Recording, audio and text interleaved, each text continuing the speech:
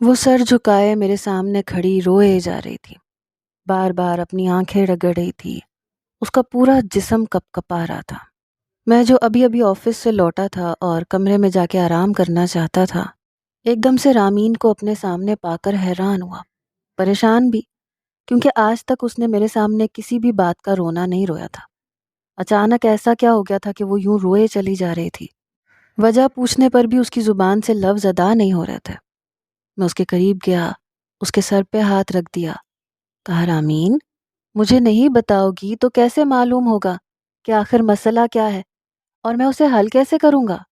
میں نے نرمی سے پوچھا تھا، مگر رامین کی اگلی بات نے میرے رونگٹے کھڑے کر دیے تھے۔ پہلے تو مجھے یقین نہیں آیا کہ وہ کیا کہہ رہی ہے، مگر جب یقین آ گیا تو ایک دم سے میری آنکھیں جذبات کی حدت سے سرخ پڑنے لگی۔ میں نے کہا، یہ تم کیا کہہ رہی ہو؟ تم ہوش میں تو ہو؟ سمجھ نہیں آ رہی تھی کہ اپنے غصے کا اظہار کیسے کروں۔ میں ان پہ کیس کر دوں گا، انہیں سخت سزا دلواؤں گا۔ میں اسے تسلی دے رہا تھا مگر اس کے آنسو نہیں تھم رہے تھے۔ وہ میرے قدموں میں گر گئی، کہنے لگی، صاحب جی، وہ لوگ بہت ظالم ہیں، آج تک ان کا کوئی بال بھی بیکا نہیں کر سکا۔ وہ مجھے ان روایتوں کی بھینٹ چڑھا کے دم لیں گے۔ شبوں کے ساتھ بھی تو ایسے ہی ہوا تھا، وہ بھی تو میرے ہی جتنی ہے، اس پہ کسی کو رحم نہیں آیا تو مجھ پہ کیسے آئے گا؟ مجھے بچا لیں صاحب، ورنہ میں زہر کھا کے مر جاؤں گی، مگر وہاں نہیں جاؤں گی۔ میں نے اسے کندھوں سے پکڑ کے اٹھایا، کہا کہ رامین ادھر دیکھو، میری آنکھوں میں ایک وکیل ہوں، آج تک کوئی کیس نہیں ہارا میں تمہارے لیے لڑوں گا، ان سب کو سزا دلواؤں گا، اور جو بھی تمہارے ساتھ کچھ برا کرنے کا سوچے گا، چاہے وہ تمہارے گھر والے ہی کیوں نہ ہو۔ مجھے حیرت ہے کہ تمہارے گھر والے پنچایت کے اس فیصلے پہ سر کیسے جھکا سکتے ہیں؟ کیا تم ان کی اولاد نہیں ہو؟ میں تم سے وعدہ کرتا ہوں، تمہارے ساتھ میں کوئی بھی زیادتی نہیں کرنے دوں گا۔ وہ ایک دم مبہم سا مسکرا دی، کہنے لگی، اسی لیے آپ سے مدد مانگ رہی ہوں۔ میری زندگی کی ڈور صرف آپ کے ہاتھ میں ہے، آپ میری خوشیوں کی آخری امید ہو۔ میں نے اس کے سر پہ ہاتھ رکھ دیا۔ میں نے کہا، میرے جانے کے بعد اگر کوئی بھی گھر میں آئے تو تم نے دروازہ نہیں کھولنا۔ گاؤں سے چاہے تمہارے والد یا والدہ بھی آئیں تو تم ان کے ساتھ کہیں نہیں جاؤ گی۔ رامین کے قبیلے والوں سے لڑنا اتنا آسان نہیں تھا، مگر میں اس سے وعدہ کر چکا تھا اور مجھے ہر حال میں اس وعدے کو نبھانا تھا، کیونکہ رامین تب سے ہمارے گھر میں موجود تھی جب امی جان حیات تھی۔ میری ماں کا تعلق بھی اسی گاؤں سے تھا، نانی کے توسط سے وہ ہمارے گھر آئی تھی، تب وہ صرف 10 سال کی تھی۔ اس کی ماں اسے ہمارے گھر لائی تھی۔ امی جان سے کہا تھا کہ آپ لوگوں کے مجھ پہ بہت زیادہ احسان ہیں بیگم صاحبہ، میں ان احسانوں کا بدلہ تو نہیں چکا سکتی، لیکن میں اپنی بیٹی کو یہاں چھوڑ کے جا رہی ہوں۔ یہ بہت ہی معصوم سی بچی ہے، میں نہیں چاہتی کہ یہ اس گاؤں میں رہے، کیونکہ گاؤں والے لوگ بہت ظالم ہیں، اور میری بیٹی بہت معصوم ہے۔ یہ آپ کے گھر کا سارا کام سنبھال لے گی، ماشاءاللہ بہت سگڑ ہے، آپ کو کبھی کسی پریشانی کا سامنا نہیں کرنا پڑے گا۔ اس طرح سے امی جان نے رامین کو اپنے پاس رکھ لیا، کیونکہ امی جان کو بھی اس سے کچھ خاص لگاؤ تھا۔ مرنے سے پہلے مجھ سے وعدہ لے کے گئی تھی کہ تم اس کا خیال رکھو گے۔ آج امی جان کو فوت ہوئے 3 سال ہو گئے تھے۔ میری شادی کے چند ماہ بعد ہی وہ اس دار فانی سے رحلت کر گئی تھی۔ میری شادی کے وقت رامین 13 سال کی تھی اور آج وہ 16 سال کی خوبصورت لڑکی بن چکی تھی۔ شروع میں بہت زیادہ شرارتیں کرتی تھی، مگر اب کافی زیادہ سنجیدہ ہو گئی تھی۔ میری بیوی مہوش کے ساتھ پکی سہیلیوں کی طرح رہتی تھی، ہمیں کبھی احساس ہی نہیں ہوا تھا کہ وہ کوئی غیر ہے۔ میں اسے ہمیشہ اپنی چھوٹی بہن سمجھتا تھا، آج اس کی بات نے تو مجھے اندر تک ہلا کے رکھ دیا۔ میں ہرگز بھی اس کے ساتھ کچھ غلط نہیں ہونے دوں گا۔ اچانک ہی میرے فون کی گھنٹی بجی۔ میں جانتا تھا کہ اس وقت مہوش کا فون ہوگا۔ وہ پچھلے چند دنوں سے اپنی بہن ماریا کے گھر میں تھی۔ ماریا کی ڈیلیوری قریب تھی، اسی لیے اس کا خیال رکھنے کے لیے کسی کا وہاں ہونا ضروری تھا۔ میں نے فون کان سے لگایا، وہ میری خیریت دریافت کر رہی تھی کہ آج کا دن کیسا گزرا، اور میں اسے نارمل لہجے میں بتا رہا تھا۔ اچانک وہ پوچھنے لگی کہ کیا بات ہے راشد، تم بہت پریشان لگ رہے ہو، کیا کچھ ہوا ہے؟ میں جانتا تھا وہ میرے بغیر بتائے ہی بوجھ لے گی۔ میں نے کہا، گھر آؤ گی تو بتاؤں گا۔ کہنے لگی، نہیں، مجھے ابھی بتائیں۔ میں نے کہا، کوئی بات نہیں ہے، महविश मैं वैसे ही कह रहा था, बस थक गया हूँ, आराम करना चाहता हूँ। मगर उसे शायद तसल्ली नहीं हुई। फिर भी उसने कुरेदने की कोशिश नहीं की और फ़ोन बंद कर दिया। मैं पहले खुद इस मसले को हैंडल करना चाहता था, क्योंकि महविश बहुत जज्बाती थी। ये मसला जज्बात से हल करने वाला नहीं था। सुबह के वक्त मैं रामीन को मज़ीद हिदायत देकर गया कि प्लीज़ दरवाज़ा बंद रखना और किसी को घुसने मत देना मेरे आने तक। आज अदालत में मेरे बहुत अहम केस की समाअत है। उसके बाद मैं तुम्हारे मसले के बारे में कुछ सोचूंगा। मैं उसे तसल्ली दिला के ऑफिस चला गया, मगर नहीं जानता था कि पीछे से क्या भौंचाल आने वाला है। आज मेरे केस का फैसला आने वाला था, इसलिए सारा दिन मैं अदालत में मसरूफ़ रहा। जब घर लौटा तो रामीन घर पे मौजूद नहीं थी। मेरा गुस्से और सदमे से बुरा हाल। महविश भी नहीं थी, वरना शायद वो उसे कभी ना जाने देती। मैंने महविश को ना बता के बहुत बड़ी भूल कर दी थी। अपने मोहल्ले वाले सलीम साहब से मुझे मालूम हुआ कि वो लोग रामीन को ज़बरदस्ती ले गए हैं और मेरा खून खोलने लगा। बस नहीं चल रहा था उन सबके परखच्चे उड़ा दूं। मैंने महविश को फ़ोन करके घर बुलवा लिया। उसने जब ये सुना तो बिल्कुल सकते में रह गई। कहने लगी, इतना कुछ हो गया, आपने मुझे बताया तक नहीं। मैंने कहा, मैं पहले इस मसले को खुद हैंडल करना चाहता था, इसलिए तुम्हें डिस्टर्ब नहीं किया था। कहने लगी, जब आपको पता था कि वो उसे लेने आएंगे तो आप उसे मेरे पास छोड़ जाते। अब वो वहाँ चली गई है तो कभी वापस नहीं आएगी। मैंने कहा, तुम परेशान मत हो, मैं अभी गाँव जा रहा हूँ। मैं अपने साथ पुलिस भी लेके जाऊँगा और उनके अरेस्ट वारंट भी। वो आखिर मासूम सी बच्ची पे कैसे जुल्म कर सकते हैं। मैंने महविश को तो तसल्ली दे दी थी, मगर अपने दिल में बार बार आने वाले वसवसों से परेशान था, क्योंकि मैं भी जानता था कि गांव का जागीरदाराना निज़ाम किस कदर मजबूत है। मगर मुझे ये तसल्ली थी कि मैं पुलिस को साथ लेके जाऊंगा तो मामला सुलझ जाएगा, और यही मेरी सबसे बड़ी भूल थी, क्योंकि रामीन एक ऐसी दलदल में धंस गई थी जहां से उसका निकलना बहुत मुश्किल था। उसके भाई ने वडेरों के नौकर की लड़की के साथ ज्यादती की थी, और उसका ज्यादती का बदला वो रामीन के भाई के बजाय रामीन से लेने वाले थे।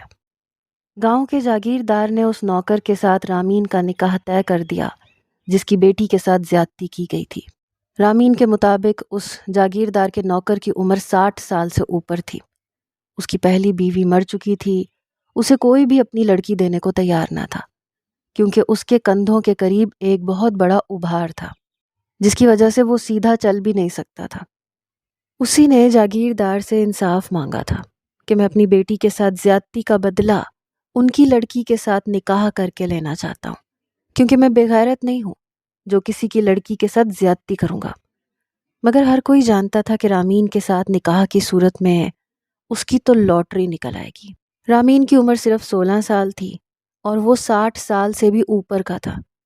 जब मैंने ये बात सुनी थी मेरा खून खौल रहा था। ऊपर से गांव के वडेरों ने मेरी लाई गई पुलिस से पहले ही अपने इलाके की पुलिस बुलवा ली थी, जो कि उनके टट्टू थे और उन्हीं की जुबान बोलते थे। इंस्पेक्टर शर्जील ने मुझे पीछे ही रुकने का कहा, खुद आगे जाके मामला सुलझाने की कोशिश की। मैं बेचैनी से गाड़ी के पास खड़ा इंतज़ार कर रहा था कि इंस्पेक्टर शर्जील बुरे मुंह के साथ मेरे पास आया।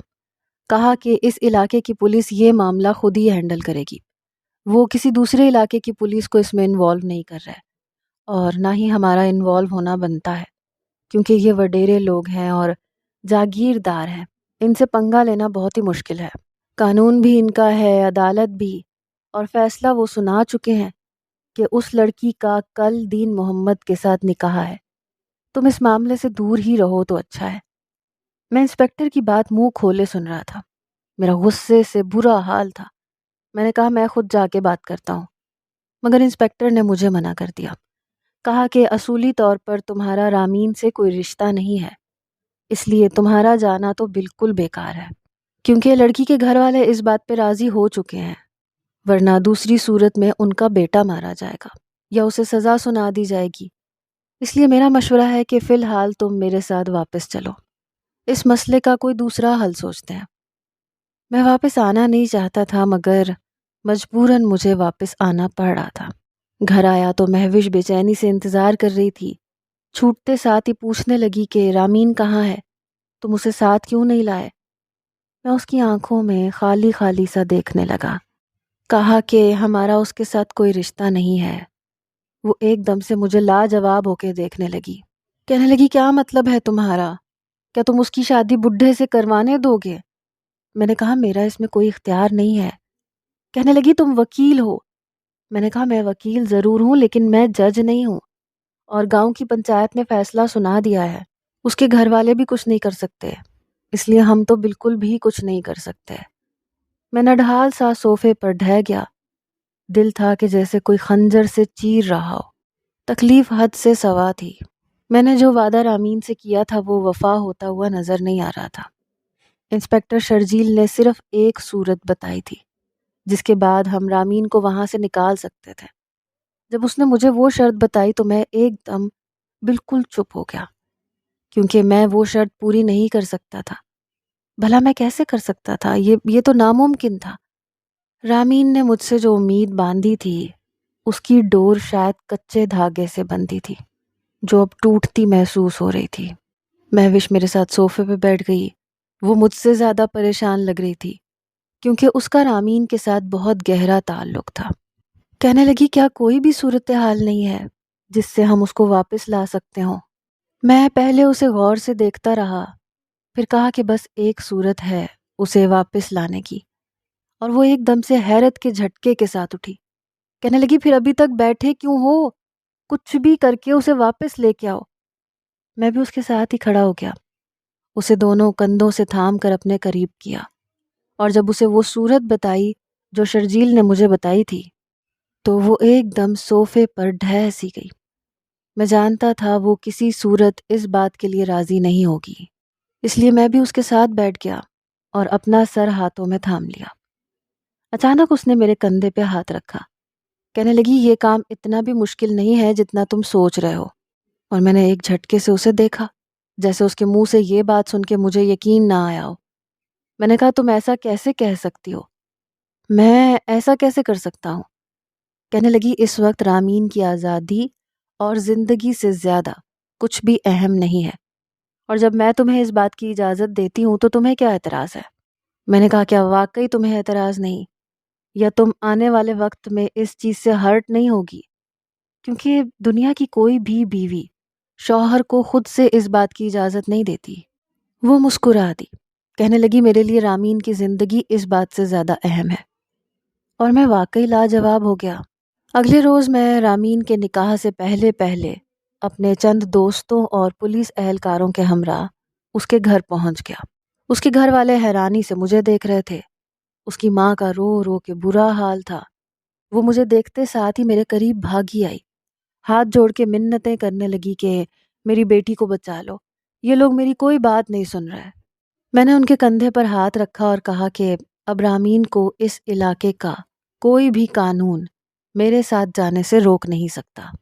میں نے یہ بات اتنے وثوق سے کہی کہ رامین کا باپ اور بھائی بھی متوجہ ہو گئے۔ اس سے پہلے کہ وہ کوئی سوال کرتے میں نے ایک کاغذ فضا میں لہرایا اور کہا کہ رامین میری بیوی ہے اور میں اس کا شوہر ہوں۔ قانونی طور پر کوئی بھی مجھے اپنی بیوی کو لے جانے سے روک نہیں سکتا۔ سب کے چہرے اس قدر لٹھے کی مانند سفید پڑ گئے جیسے ان کے جسم سے خون نچڑ چکا ہو۔ میں مزید وقت ضائع نہیں کرنا چاہتا تھا، اسی لیے اپنے ساتھ موجود پولیس اہلکاروں کو اشارہ کیا۔ لیڈی پولیس انسپکٹر کمرے میں گئی، رامین کو جلدی سے باہر نکال کے لے آئی۔ وہ بھی حواس باختہ سی تھی، رو رو کے اس کی آنکھیں سوج چکی تھیں۔ میں نے اسے آنکھ سے اشارہ کیا۔ اچانک اس کا بھائی اس پہ جھپٹا، مگر پولیس کے اہلکاروں نے اسے پرے دھکیلا۔ گھر میں اس وقت چونکہ رامین کے گھر والوں کے علاوہ کوئی نہیں تھا، اس لیے ہم جلد از جلد یہاں سے نکلنا چاہتے تھے۔ وہ لوگ اس قدر حواس باختہ ہو چکے تھے کہ میرے ہاتھ میں موجود اس کاغذ کی کوئی تفصیل نہ پوچھی۔ میں یہی تو چاہتا تھا۔ سب کچھ آنن فانن ہوا۔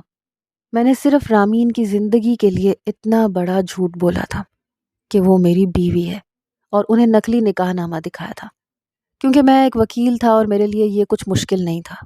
اس سے پہلے کہ وہ لوگ ثبوت مانگتے، کیونکہ مجھے یقین تھا وہ لوگ ہمارے پیچھے ضرور آئیں گے، اس سے پہلے میں رامین سے سچ مچ کا نکاح کر چکا ہوں گا۔ ہم نکاح خواہ کو پہلے ہی بلا چکے تھے اور اس طرح سے میرا رامین کے ساتھ نکاح ہو گیا اور وہ میری بیوی بن گئی۔ اسے میں ہمیشہ اپنی چھوٹی بہن سمجھتا تھا۔ اسے اپنی بیوی کے روپ میں تسلیم کرنا میرے لیے بہت ہی زیادہ مشکل تھا، مگر مہاوش نے میری اس مشکل کو آسان کیا تھا، کیونکہ اسے بھی رامین کی زندگی بچانے کی فکر تھی۔ رامین کو تو جیسے یقین ہی نہیں آ رہا تھا۔ وہ بار بار مہوش کو دیکھ رہی تھی، پوچھ رہی تھی کہ آپ نے ایسا کیوں کیا، اور مہوش اسے تسلی دے رہی تھی کہ یہ صرف ایک کاغذی رشتہ ہوگا، جب حالات کچھ بہتر ہو جائیں گے تو میں تمہارے لیے اچھا سا لڑکا تلاش کر کے تمہارا رشتہ اس کے ساتھ طے کر دوں گی۔ یہی مہوش کی پلاننگ تھی، جس سے رامین مطمئن ہو گئی۔ اب دنیا کی کوئی بھی طاقت یا ان لوگوں کا کوئی بھی قانون یا جرگہ رامین کو مجھ سے چھین نہیں سکتا تھا۔ اور ایسے ہی ہوا۔ جب وہ پنچایت کے لوگ لے کر ہمارے گھر پہنچے تو پولیس پہلے سے ہی موجود تھی۔ میں نے انہیں دھمکی دی کہ اگر انہوں نے کسی طرح کی سچویشن کریٹ کرنے کی کوشش کی تو میں ان سب کو جیل میں بھجوا دوں گا اور ان پہ ایسے ایسے کیس ڈالوں گا کہ وہ کبھی بھی باہر نہیں آئیں گے۔ اس لیے وہ ڈر کے بھاگ چکے تھے۔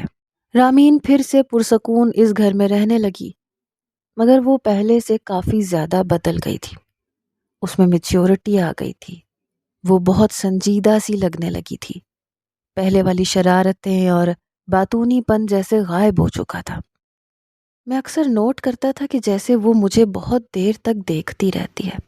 جیسے ہی میں پلٹ کے اس کی طرف دیکھتا تو وہ ایک دم سے نظریں جھکا لیتی۔ میرا رویہ اس کے ساتھ پہلے جیسا ہی تھا، کیونکہ میرا اس کے ساتھ صرف کاغذی رشتہ تھا جو بہت جلد ختم ہونے والا تھا، کیونکہ مہوش زور و شور سے اس کے لیے کوئی اچھا سا بر تلاش کرنے میں لگی رہتی تھی۔ یہ کام میں نے اس پہ چھوڑ دیا تھا، مگر اسے کہا تھا کہ فی الحال جب تک وہ 20 سال سے اوپر کی نہیں ہو جاتی اس کی شادی کرنا مناسب نہیں ہے۔ مہوش نے بھی جیسے خاموشی اختیار کر لی۔ وقت یوں ہی گزرتا رہا۔ اللہ نے مہوش کو اور مجھے ایک بیٹی سے نوازا۔ ہماری شادی کے 5ویں سال ہمیں بیٹی سے نوازا گیا تھا۔ ہماری خوشی کا کوئی ٹھکانہ نہیں تھا۔ یوں لگا جیسے زندگی مکمل ہو گئی۔ میں جب بھی آفس سے گھر واپس آتا تو رامین اسے اپنی گود میں بٹھا کے کھلا رہی ہوتی تھی۔ مہوش سے زیادہ وہ میری بیٹی نور کا خیال رکھتی تھی۔ ہم تینوں کا ہی خیال رکھتی تھی، اور مجھے اس چھوٹی سی لڑکی پہ حیرت ہوتی تھی کہ وہ یہ سب کچھ کیسے مینیج کر لیتی ہے۔ میں اکثر اس سے پوچھتا تھا کہ تم کوئی مشین تو نہیں ہو، اور وہ مسکرا دیتی تھی، پھر کہنے لگی نہیں، میرے اندر بھی ایک دل ہے جو دھڑکنے لگا ہے۔ وہ میری آنکھوں میں آنکھیں ڈال کر یہ بات کرتی تو میں نظریں جھکا جاتا۔ نہ جانے کیوں کبھی کبھی رامین کی باتیں مجھے بے چین کر دیتی تھیں، حالانکہ اس نے کبھی بھی ہمارے درمیان کے رشتے کو ڈسکس نہیں کیا تھا، مگر مجھے یوں لگتا تھا جیسے وہ مجھ سے بہت کچھ کہنا چاہتی ہے۔ ایک دن رامین کی ماں ہمارے گھر آئی، میرے ماتھے پہ پیار کیا، میرا شکریہ ادا کیا کہ میں نے ان کی بیٹی کی جان بچائی، اسے اپنا نام دیا۔ وہ کہنے لگی جس بیٹی کو آپ جیسا شوہر مل جائے اسے اور کیا چاہیے۔ نہ جانے میں نے زندگی میں کون سی ایسی نیکی کی تھی جس کا بدلہ مجھے آپ کی صورت میں ملا ہے۔ میں ان کی بات سن کے حیران ہوا تھا، کیونکہ ہمارے درمیان تو میاں بیوی والا کوئی تعلق نہیں تھا۔ پھر وہ ایسی باتیں کیوں کر رہی تھی؟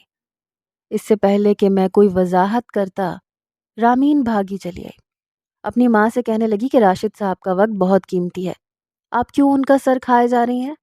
اور اس کی بات سن کر میں نے اس کے سر پہ چپت رسید کی، کہا کہ مہمانوں سے اس طرح سے بات نہیں کرتے، وہ مہمان بن کر ہمارے گھر آئی ہیں۔ رامین شرمندہ سی ہو گئی۔ میں نے انہیں آج رات یہیں ٹھہرنے کو کہا اور اپنے کمرے میں چلا گیا۔ مہوش نور کے ساتھ سو چکی تھی، مگر میری آنکھوں سے نیند کوسوں دور تھی۔ شاید رامین کی ماں کو یہ غلط فہمی تھی کہ میں رامین کو بیوی جیسا حق دیتا ہوں، اور میں نے پہلی بار اس رشتے کے بارے میں سوچنا شروع کر دیا۔ یہ سچ تھا کہ میں بہت جلد اس رشتے کو ختم کر کے اس کی شادی کہیں اور کرنا چاہتا تھا۔ میرے دل میں رامین کے لیے کوئی جذبہ نہیں تھا، کیونکہ میں نے کبھی اس کو اس حوالے سے سوچا ہی نہیں تھا۔ وہ اتنی چھوٹی بچی تھی، مگر نہ جانے کیوں میرا دل اداس ہو جاتا تھا جب بھی میں اس بارے میں سوچتا تھا کہ رامین ہمیشہ کے لیے کسی اور کے ساتھ بیاہ کر اس گھر سے چلی جائے گی۔ جو کچھ بھی تھا میں اس کا عادی ہو چکا تھا۔ وہ میری ہر چیز کا اتنے اچھے سے خیال رکھتی تھی کہ اتنا خیال مہوش بھی نہیں رکھ پاتی تھی۔ میں نے ایک دم سے اپنی سوچوں کو جھٹکا، خود کو ڈانٹا کہ بھلا یہ میں کیا سوچ رہا ہوں۔ چاہے رامین میرے لیے کتنی خاص کیوں نہ ہو، میں اسے بیوی کا رتبہ کبھی نہیں دے سکتا، کیونکہ میں مہوش سے بہت پیار کرتا ہوں اور رامین کے لیے میرے دل میں اس طرح کے کوئی جذبات نہیں تھے۔ رات 10 بجے کے قریب میں کمرے سے باہر نکلا کیونکہ مجھے شدید پیاس لگی تھی۔ جیسے ہی میں کچن کی طرف بڑھنے لگا، رامین کے کمرے سے ہلکی ہلکی آوازیں آ رہی تھیں۔ میں نہ چاہتے ہوئے بھی وہاں کھڑا ہو کے سننے لگا، اور جو باتیں مجھے سنائی دیں وہ میرے لیے ناقابل یقین تھی۔ رامین کی ماں اس سے کہہ رہی تھی کہ تمہیں راشد سے اپنا حق لینا چاہیے۔ کب تک تم اس گھر میں ملازموں کی طرح رہو گی اور ان کی خدمتیں کرتی رہو گی؟ یہ سچ ہے کہ اس نے ہم پہ بہت بڑا احسان کیا ہے، مگر وہ تم سے شادی کر کے یوں تم سے غافل نہیں ہو سکتا، یا تو پھر یہ شادی ہی نہ کرتا۔ میں جانتی ہوں کہ تم بھی اس کو پسند کرتی ہو، تمہاری آنکھوں میں نے اس کے لیے محبت دیکھی ہے، پھر تم اس سے اظہار کیوں نہیں کرتی اور اپنی جگہ بنانے کی کوشش کیوں نہیں کرتی؟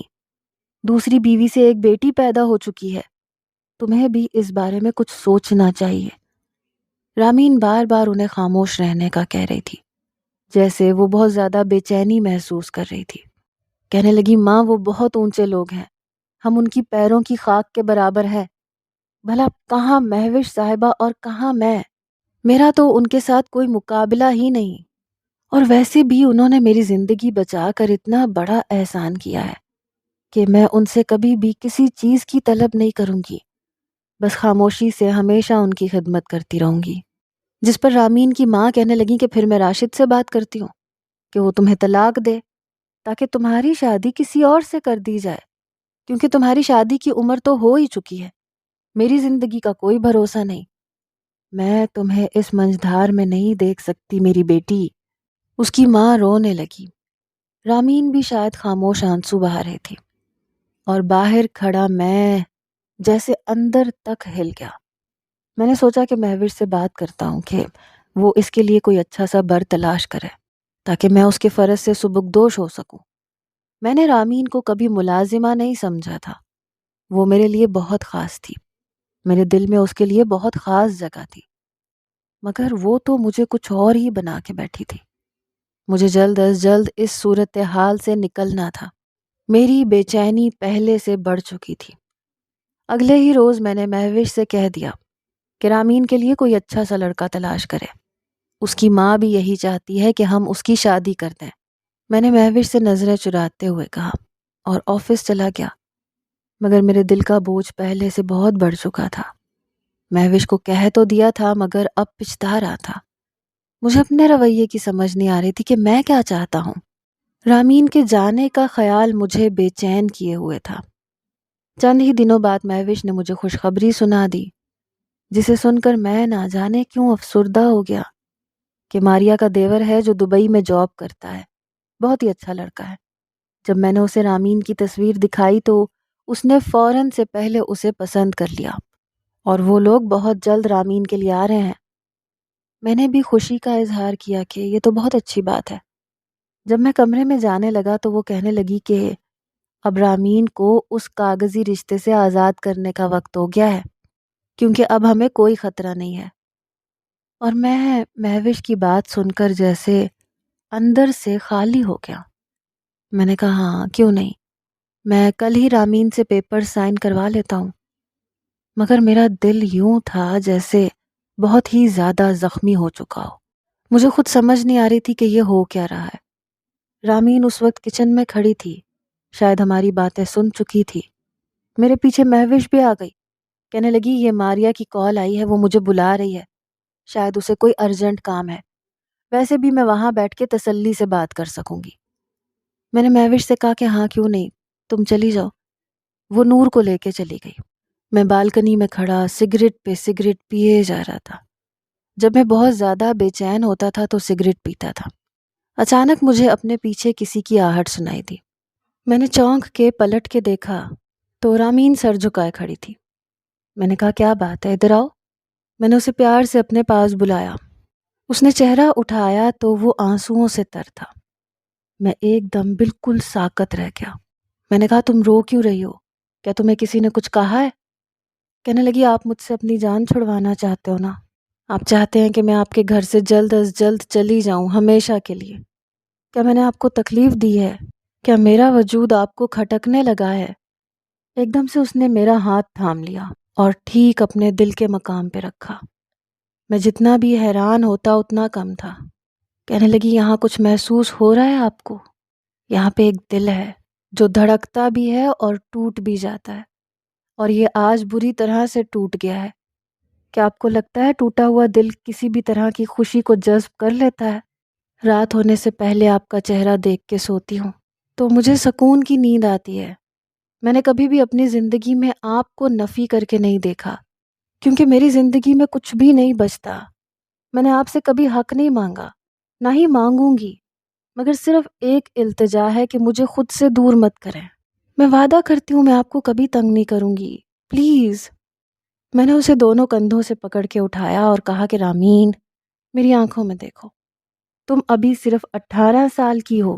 تم جانتی ہو میری ایک بیوی ہے، میری ایک بیٹی ہے، اور میں اپنی زندگی میں خوش ہوں۔ میں چاہتا ہوں کہ تمہاری بھی ایسی ہی فیملی بنے جس میں کوئی بٹوارا نہ ہو۔ میں نے کبھی تمہیں اس نظر سے نہیں دیکھا اور نہ ہی اس بات کی اجازت دوں گا کہ تم ساری زندگی میرے نام پہ بیٹھی رہو۔ میں تم سے کل پیپر سائن کرواؤں گا اور پھر جلد از جلد تمہاری شادی کروں گا، اور مجھ سے وعدہ کرو تم نے جو آج مجھ سے بات کی اب کبھی خود سے بھی نہیں کرو گی۔ میں جانتا ہوں یہ محبت نہیں ہے بلکہ احسان مندی ہے جس کی وجہ سے تم مجھ سے متاثر ہو چکی ہو، مگر جب نوریز تمہاری زندگی میں آئے گا تو سب کچھ اچھا ہو جائے گا۔ اب جاؤ اور جا کے سو جاؤ اور بھول جاؤ کہ تم نے کبھی مجھ سے ایسی کوئی بات کی تھی۔ یہ کہہ کے میں نے منہ دوسری طرف پھیر لیا۔ وہ وہاں سے چلی گئی۔ شاید میری ذات کا کوئی حصہ اپنے ساتھ لے کے چلی گئی، اور شاید مجھے اب اس حصے کے بغیر ہی جینا تھا۔ ہم اکثر ہی کسی غلط انسان سے محبت کر بیٹھتے ہیں، مگر جب اسے اپنی زندگی میں صحیح انسان ملے گا تو وہ اپنی ساری محبتیں اس کے سپرد کر دے گی۔ میں اداسی سے سوچنے لگا اور سگریٹ کا دھواں میری آنکھوں میں چبھ کر انہیں نم کر گیا۔ اگلے روز میں نے پیپرز اس کے سامنے رکھ دیے اور اس کی آنکھوں میں آنکھیں ڈال کر کہا کہ تمہیں ان پیپرز پہ سائن کر کے ہمیشہ کے لیے اپنے دل کو اس قید سے نکالنا ہے جس میں یہ مبتلا ہو چکا ہے۔ وہ کچھ لمحے میری آنکھوں میں آنکھیں ڈال کے دیکھتی رہی۔ کہنے لگی میں ان پہ سائن کر دیتی ہوں اور شاید آپ کی بات مان بھی لوں، مگر بس ایک بات کا جواب چاہیے مجھے۔ کیا آپ نے کبھی ایک لمحے کے لیے بھی میرے بارے میں نہیں سوچا؟ میرا دل اندر اتنی زور سے دھڑکا جیسے سینہ پھلانگ کے باہر آ جائے گا۔ اس ایک سوال کا جواب میری زندگی کو بہت پیچیدہ بنا سکتا تھا، اور شاید رامین کی بھی۔ اس لیے میں اس کمزور لمحے کی قید میں نہیں آنا چاہتا تھا۔ میں نے کہا نہیں، کبھی بھی نہیں۔ اب تسلی ہو گئی نا؟ مجھے خود کو مضبوط ظاہر کرنا تھا۔ اس نے چپ چاپ پیپرز پر سائن کر دیے، اور وہ رشتہ ہمیشہ ہمیشہ کے لیے ٹوٹ گیا جو شاید کبھی بنا ہی نہیں تھا۔ اگلے ماہ نوریز کے ساتھ رامین کا سادگی کے ساتھ نکاح ہو گیا، اور وہ ہمیشہ کے لیے اس گھر سے رخصت ہو کر چلی گئی، مجھے بہت ساری کیفیات کے درمیان چھوڑ کر۔ مہوش بھی بہت خوش تھی۔ میں اسے دیکھ کے خوش ہونے کی کوشش کر رہا تھا۔ میں نے اپنے آپ کو بہت زیادہ مصروف کر لیا تھا۔ میں جانتا ہوں کہ کسی کی بھی زندگی پرفیکٹ نہیں ہوتی۔ انسانوں کو بہت سارے اندرونی خلاؤں اور کمیوں کے ساتھ زندگی گزارنی پڑتی ہے۔ میں مہوش کے منہ سے کبھی کبھی سنتا تھا کہ رامین بہت خوش ہے نوریز کے ساتھ، کیونکہ نوریز بہت ہی زیادہ محبت کرنے والا اور خیال رکھنے والا شوہر ثابت ہوا ہے۔ اسے بالکل رامین جیسی بیوی ہی چاہیے تھی۔ اور میں کئی لمحے مہوش کا چہرہ خاموشی سے دیکھتا رہتا، پھر مسکرا دیتا، کیونکہ میں بھی تو یہی چاہتا تھا کہ وہ خوش رہے۔